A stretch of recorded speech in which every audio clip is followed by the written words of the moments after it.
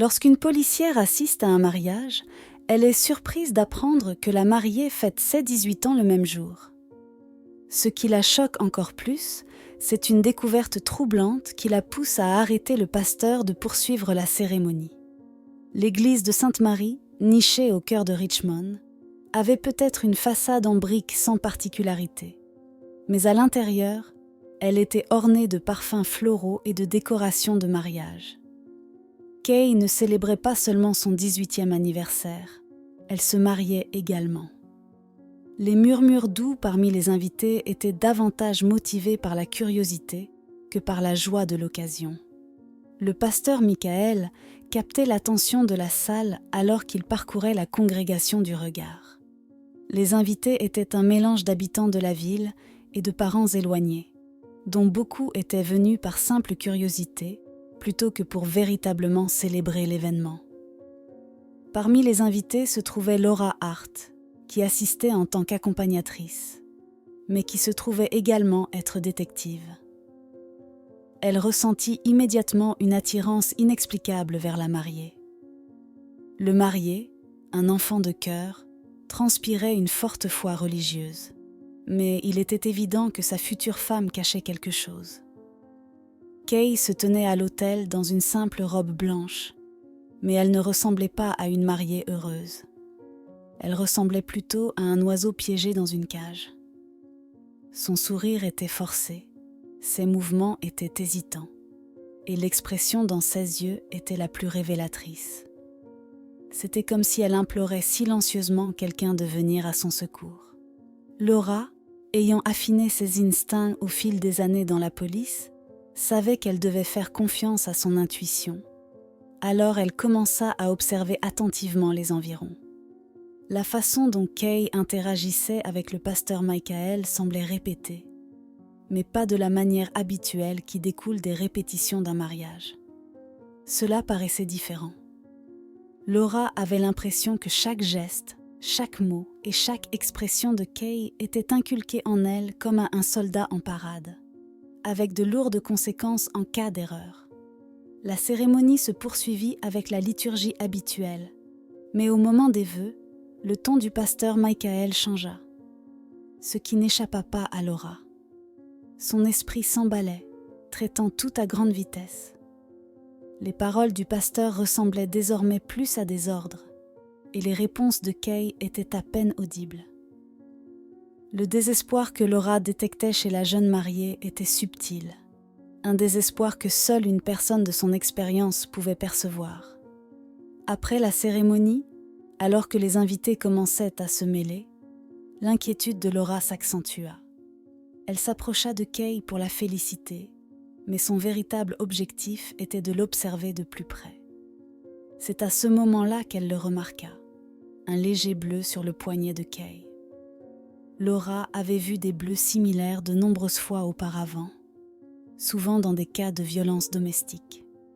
Quelqu'un avait clairement attrapé le poignet de Kay et l'avait secoué. En voyant cela, la détermination de Laura se renforça. Quelque chose n'allait clairement pas, et elle était déterminée à découvrir la vérité. Ses pensées continuèrent de traverser l'esprit de Laura alors qu'elle entrait dans la réception. Sa vigilance s'accrut. L'atmosphère était légère alors que les invités discutaient, un contraste frappant avec le comportement de la mariée plus tôt. Laura observa Kay se déplacer dans la salle, remarquant que, tout comme pendant la cérémonie, chaque interaction avec les invités semblait soigneusement répétée. C'était comme si Kay avait un script de réponses autorisées et une liste de celles interdites. Ses sourires forcés et ses yeux qui cherchaient nerveusement autour d'elle fournissaient des preuves supplémentaires. Quand Kay s'éloigna à un moment pour reprendre son souffle, Laura saisit l'occasion de l'approcher dans un coin tranquille. Kay fut surprise de la présence de Laura. « J'espère que tu trouveras le bonheur, Kay, » dit Laura doucement. Kay la remercia, mais sa réponse était répétée, sans émotion sincère. Leurs regards se croisèrent brièvement avant que Kay ne tende la main pour ajuster un vase sur la table, sa manche remontant juste assez pour que Laura puisse mieux voir le bleu. « Si tu as besoin de quelque chose, ou si tu es dans une quelconque situation difficile, tu peux me faire confiance, » lui assura Laura. Les yeux de Kay reflétaient la peur alors qu'elle baissait rapidement sa manche et insistait sur le fait qu'elle allait bien, puis se hâta de retourner parmi les invités. Laura savait qu'elle ne pouvait pas ignorer cela.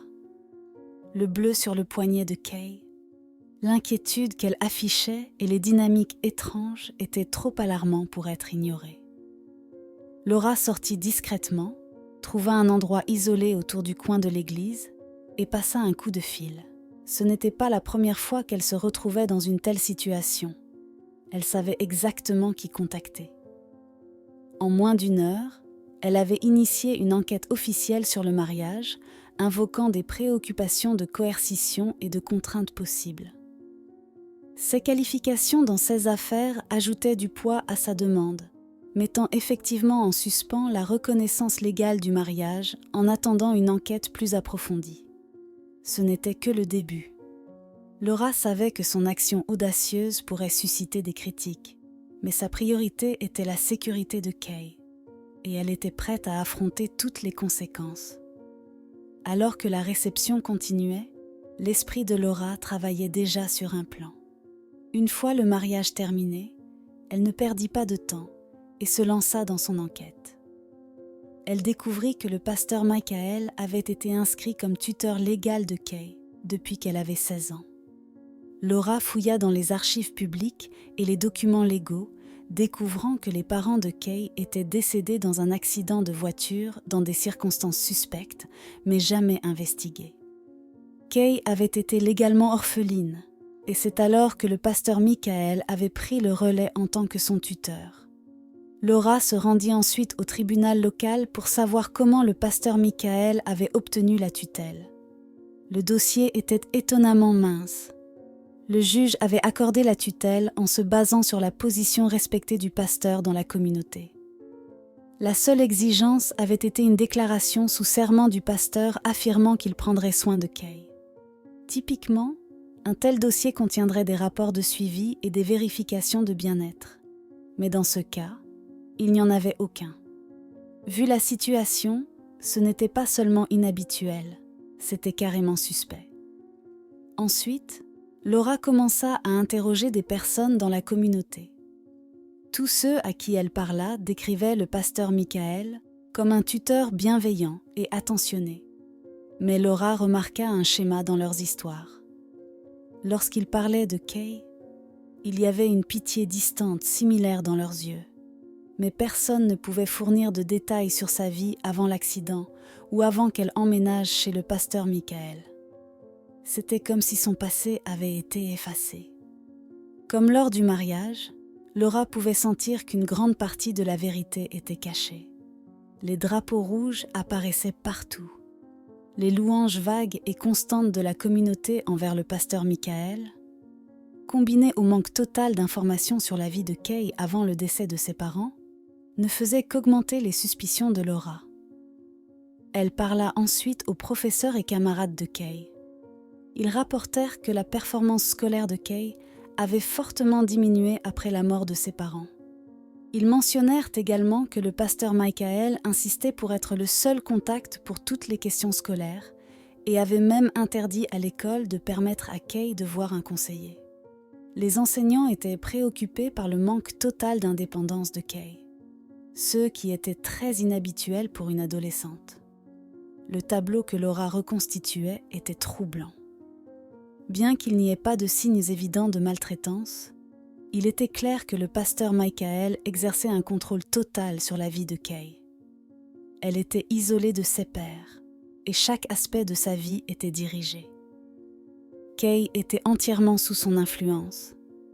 Laura savait qu'il s'agissait de bien plus qu'une simple histoire de tutelle. Et il semblait que toute la communauté était complice. La communauté lui avait servi un récit soigneusement élaboré. Et ce qu'elle avait perçu chez Kay lors du mariage la convainquait qu'une dynamique plus sombre était à l'œuvre. Puis Laura reçut un appel qui changea tout. Des accusations criminelles avaient été portées contre le pasteur Michael et l'Église près d'1 an auparavant, rendant ainsi publics les registres financiers de l'Église. Une fois ces documents entre les mains, Laura réalisa qu'elle mettait à jour quelque chose de bien plus complexe qu'elle ne l'avait d'abord supposé. Elle utilisa ses contacts au sein de l'unité des crimes financiers qui l'aidèrent à repérer un schéma de retrait et de dépôt irrégulier, ne correspondant en rien aux activités caritatives prétendument menées par l'Église. Il y avait plusieurs transferts importants et inexpliqués, qui pointaient vers un réseau de comptes autour de l'église du pasteur Michael, tous ayant des origines douteuses. Les comptes suspects menèrent Laura à un réseau complexe de sociétés écrans financées par des donateurs anonymes. La complexité des transactions et la rapidité des dépôts et transferts des comptes indiquaient une opération de blanchiment d'argent hautement efficace. En outre, en suivant l'argent, Laura établit des liens clairs entre le pasteur Michael et un réseau organisé de fraudeurs et de contrebandiers. Cela était significatif. Laura considérait désormais le pasteur Michael comme son principal suspect. L'étape suivante était la plus difficile. Elle voulait approcher Kay. Elles se rencontrèrent dans un café et dès le début, il apparut clairement que la jeune fille ignorait toutes des activités extra-churchesques du pasteur. En réalité, elle était une simple marionnette dans un jeu où le pasteur Michael avait besoin d'elle. Mais pourquoi ? Laura demanda de l'aide fédérale et en présentant les preuves, des agences se mobilisèrent en masse. Cette collaboration élargit le champ de son enquête et lui donna accès à des ressources qu'elle n'aurait pas eues en menant seule l'investigation. Laura était consciente des risques encourus, mais sa priorité restait Kay. Lorsque l'enquête arriva à ses dernières étapes, Laura fit venir Kay au poste sous prétexte de signer des documents. « J'ai découvert quelque chose d'inquiétant », dit-elle une fois la jeune fille installée. « Cela concerne le pasteur Michael et ses activités en dehors de l'église. Je crois que tu te trouves dans une situation que tu n'as jamais voulu et tu dois comprendre que tu n'es pas seule. » La réaction de Kay fut inattendue. Un soulagement inonda ses yeux. Pour une fois, elle soutint le regard de Laura sans détourner les yeux. En pleurant, Kay avoua à Laura qu'elle avait toujours voulu partir, mais que le pasteur Michael détenait un secret sur elle, un secret qui pourrait détruire sa vie s'il était révélé. Laura se pencha en avant, sa colère grandissant. Elle détestait les intimidateurs, et le pasteur Michael en était clairement un. « Peu importe ce que c'est, Kay, nous pouvons y faire face, » dit-elle. « Je te promets que tu es en sécurité ici et que rien de ce que tu diras ne sera utilisé contre toi. Nous devons rendre justice au pasteur Michael et ton témoignage pourrait être la clé. » Un silence pesant s'installa, puis les épaules de Kay se détendirent. Elle prit une grande inspiration et commença à raconter une histoire qui stupéfia Laura. Le pasteur Michael avait découvert un secret du passé de Kay. Un secret qui non seulement pourrait ruiner sa réputation s'il était exposé, mais aussi la mettre en danger de mort. Kay ne donna pas de détails, mais ce secret suffisait à la garder attachée au pasteur. Elle ajouta que le pasteur Michael avait menacé de le révéler si elle tentait de le quitter ou de parler contre lui. Laura la prit par les épaules. « Kay, tu as fait le pas le plus difficile en me parlant aujourd'hui, » dit-elle. « Nous affronterons le pasteur Michael ensemble et je ferai tout en mon pouvoir pour te protéger, toi et tes secrets. Fais-moi confiance, il ne pourra plus te faire de mal. » Kay ne parla pas pendant un moment, semblant comprendre la gravité de ce qui se passait. Si tout se passait bien, cela marquerait la fin d'un chapitre horrible dans sa vie et peut-être le début de quelque chose de meilleur. Puis elle révéla à Laura que ce n'était pas seulement un secret, c'était toute son identité. Elle ajouta que son nom n'était même pas réellement Kay. Elle s'arrêta, peut-être pour jauger la réaction de Laura, avant de continuer. Voici le cœur de l'histoire. Ses parents étaient des procureurs de haut niveau, travaillant sur une affaire visant à exposer les liens entre la mafia new-yorkaise et le crime organisé à Las Vegas. Les choses avaient mal tourné, des informations avaient fuité, et ensuite l'accident était arrivé. Ils étaient morts. Elle avait été placée immédiatement en protection des témoins, mais n'avait pas pu gérer la situation et s'était enfuie. C'est ainsi qu'elle s'était retrouvée avec le pasteur Michael. Les choses prenaient sens pour Laura. En prenant le contrôle de la vie de la jeune orpheline, le pasteur corrompu avait pu utiliser son identité. Maintenant qu'elle avait 18 ans, il était important de la garder sous son emprise. Et exploiter son passé était le moyen le plus simple de le faire. Voilà pourquoi il l'avait forcée à épouser un garçon sans histoire qui travaillait pour lui. La révélation était un coup de tonnerre.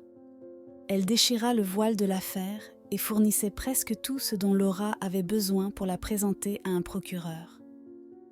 Elle mit à profit toutes les ressources à sa disposition et élargit l'enquête pour inclure la protection des témoins. L'équipe de Laura retraça méthodiquement le réseau complexe de fraude financière et repéra des indices montrant que le pasteur Michael avait bien utilisé l'identité de Kay dans certains documents pour masquer et camoufler ses activités illicites. La communication s'avéra être le dernier clou dans le cercueil du pasteur Michael. Un examen minutieux de ses relevés téléphoniques révéla plusieurs messages cryptés échangés avec quelqu'un de haut placé dans le programme de protection des témoins. Laura était stupéfaite. C'était un des leurs. Elle creusa davantage et découvrit qu'il existait un arrangement de type donnant-donnant. Le pasteur Michael offrait des incitations financières en échange d'informations hautement confidentielles et il les obtenait. Finalement, Laura estima qu'elle avait suffisamment de preuves pour procéder à une arrestation. Encore une fois, elle en fit une opération multi-agences. Une fois en garde à vue, les accusations contre le pasteur Michael étaient nombreuses. Elles comprenaient fraude, blanchiment d'argent, usurpation d'identité, manipulation flagrante de Kay et de ses finances, ainsi qu'une série d'accusations secondaires. Au même moment, l'agent corrompu fut appréhendé. Laura laissa ses propres collègues procéder à l'arrestation. Le témoignage de Kay fut déterminant pour la condamnation du pasteur Michael, mais il refusa de se laisser abattre facilement. Il tenta de négocier, offrant des informations qu'il prétendait que les procureurs avaient négligées. Mais à chaque fois, Kay comblait les lacunes et l'accord échouait. Il était évident que le pasteur Michael allait passer des décennies derrière les barreaux. Quand elle prit la parole au tribunal, Laura peina à reconnaître Kay. Elle était devenue une figure de force. Sa timidité et sa discrétion avaient disparu. À la place, se dressait une jeune femme forte, qui avait vu le pire que le monde pouvait offrir et prenait position pour tenter d'améliorer les choses, ou du moins de les rendre plus justes. La communauté fut secouée par les révélations lors du procès. La profondeur de la corruption et la trahison du pasteur Michael les choquèrent au plus profond. Mais en même temps, il y avait un sentiment de fermeture et d'espoir. La surveillance et la responsabilité devinrent des mots-clés dans les conversations autour de la ville. Kay et Laura observèrent depuis un bureau du tribunal alors que le juge lisait les conclusions du jury. Le pasteur Michael fut reconnu coupable de toutes les accusations, et le verdict fut le même pour tous ses complices. En fin de compte, il avait fallu qu'une jeune fille courageuse se manifeste pour faire tomber un cartel criminel de proportions gigantesques. À sa manière, c'était aussi une forme de justice pour ses parents. Le crime organisé était un fléau qui volait des vies et détruisait des avenirs. Kay le savait mieux que quiconque. Et elle avait maintenant contribué à mettre hors d'état de nuire quelques acteurs clés, au moins. Le parcours de Kay, de victime à défenseur, fut une transformation profonde. Elle montra des qualités qui résonnèrent profondément avec Laura et tous ceux qui connurent son histoire, et cela posait les bases du reste de sa vie.